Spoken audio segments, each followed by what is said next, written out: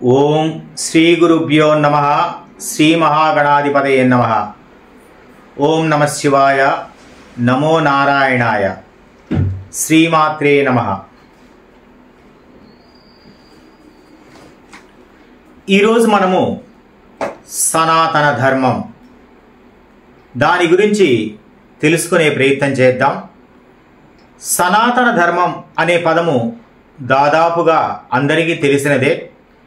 కానీ ఏదో కొద్దిమందికి మాత్రమే సనాతన ధర్మం యొక్క వివరాలు పూర్తిగా తెలిసి ఉంటాయి.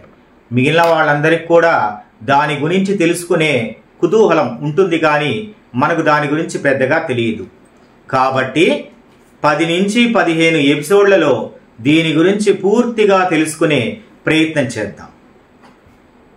ఇక మనం చర్చిద్దాం. సనాతన ధర్మం. సనాతన ధర్మం అంటే మనిషి యొక్క జీవన శైలి, జీవన విధానము అని అర్థం. అంటే ఎన్నో యుగాలకు ముందే ఈ సనాతన ధర్మం అనేది ప్రవేశపెట్టబడింది. ఇది మనిషి యొక్క జీవన విధానాన్ని, అంటే తను ఎలా బతకాలి, ఎలా జీవించాలి, ఎలా సుఖాన్ని పొందాలి, ఎలా సమాజంలో ఉండాలి అనేటువంటి దాన్ని తెలియజేసింది. మనిషి ఆనందంగాను సంతోషంగాను స్వాంతనతో కూడుకున్నటువంటి జీవితాన్ని గడపడానికి, ఆధ్యాత్మిక జ్ఞానాన్ని పొందడానికి, అంతిమంగా ఆత్మజ్ఞానాన్ని పొంది దాని ద్వారా మనము దేవుణ్ణి ఏ విధంగా చేరుకోగలం అని తెలుసుకోవడానికి రకరకాల మార్గాలని ఈ సనాతన ధర్మాల్లో సూచించబడ్డాయి. ఇక మనము సనాతన ధర్మాన్ని వైదిక ధర్మము అని కూడా పిలుస్తూ ఉంటాం. వైదికము అంటే వేదాలకు సంబంధించినది అని. దీనిలో వేదాలకి సంబంధించినటువంటి కొన్ని విషయాలు ఉన్నాయి. నిజంగా చెప్పాలి అంటే వేదాల యొక్క సారాంశము నుంచే ఈ సనాతన ధర్మం అనేది ఉద్భవించింది అని తెలుసుకోవచ్చు. ఈ సనాతన ధర్మం అనేది ఏ మతానికి సంబంధించిన విషయం కాదు, ఒక జీవన శైలి. కాబట్టి ఏ మతం వారైనా కూడా దీన్ని అనుసరించవచ్చు. ఇక దీనిని హిందూ ధర్మము అని కూడా చాలామంది పిలుస్తూ ఉంటారు. ఎందుకనంటే చాలా కాల క్రితం నుంచి కూడా హిందూ మతంలో ఉన్నటువంటి వ్యక్తులు, మనుషులు ఈ ధర్మాన్ని అనుసరించారు కాబట్టి దాని హిందూ ధర్మము అని చెప్తూ ఉన్నాం.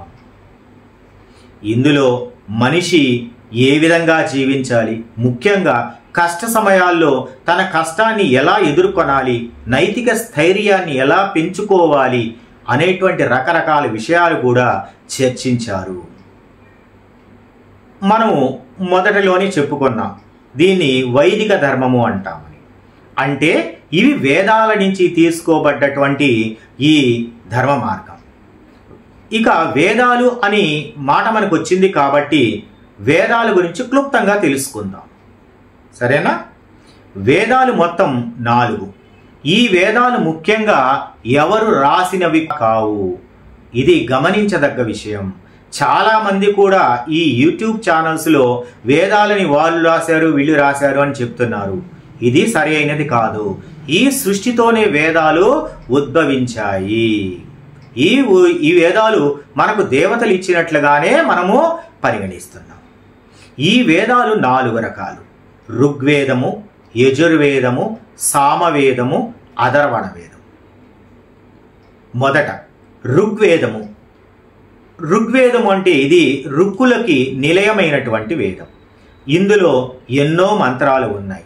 యజ్ఞ యాగాలకు సంబంధించిన మంత్రాలు ఉన్నాయి, వాటి ఉచ్చారణ ఉంది.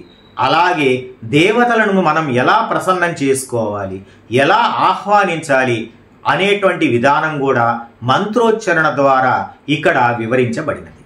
ఇది ఋగ్వేదానికి సంబంధించింది. ఇక రెండవది కనుక తీసుకుంటే యజుర్వేదము. ఇందులో ఈ వైదిక ధర్మం యొక్క ఆచార సాంప్రదాయాలు పూర్తిగా వివరించబడ్డాయి. యజ్ఞాల సమయంలోను యాగాల సమయంలోను మన కట్టుబొట్టు ఎలా ఉండాలి, మనం ఏ విధమైనటువంటి ఆచారాలని పాటించాలి అని పూర్తిగా వివరించారు. ఇది యజుర్వేదానికి సంబంధించిన విషయం. ఇక మూడవది సామవేదము. సామవేదము అంటే పూర్తిగా సంగీతానికి సంబంధించిన విషయం. ఇందులో ఉన్న సంగీత జ్ఞానము, ధ్వని జ్ఞానము కానీ ఏ విధంగా ఈ సృష్టికి ప్రపంచానికి అనుసంధానించబడినదో ఏది ఈ సంగీతం అనేది మనకు పూర్తిగా వివరిస్తోంది. ఈ సంగీతం ద్వారా కూడా ఎన్నో వ్యాధులు నయం చేయవచ్చు అని మనకు తెలుసు. దీనికి సంబంధించిన జ్ఞానమంతా కూడా ఈ సామవేదంలో వివరించబడింది. ఇక 4వది అథర్వణ వేదం. ఈ అథర్వణ వేదం పూర్తిగా వైద్య శాస్త్రానికి సంబంధించింది. ఇందులోనే మూలికా వైద్యం కానీ, ఆయుర్వేద వైద్యం కానీ ఇలా ఎన్నో రకాలైనటువంటి ప్రాచీనమైనటువంటి వైద్య విధానాలన్నీ కూడా ఇందులో గుప్తంగా దాచబడ్డాయి. రకరకాలైనటువంటి భౌతిక, మానసిక సంబంధమైన వ్యాధులు, దానికి సంబంధించిన చికిత్స కూడా పూర్తిగా ఇందులో వివరింపబడినది. ఇవి 4 వేదాలకు సంబంధించిన క్లుప్తంగా విచారణ లేదా వివరణ. ఇక్కడి వరకు వేదాల గురించి చర్చించాం. తర్వాత వేదాంగాలు, వేదంలోని భాగాలు, దానిని మళ్ళీ వివరించే ప్రయత్నం చేద్దాం. ఓం పూర్ణమద పూర్ణమిదం పూర్ణాత్ పూర్ణముదచ్యతే పూర్ణస్య పూర్ణమాదాయ పూర్ణమేవావశిష్యతే. ఓం శాంతి శాంతి శాంతి.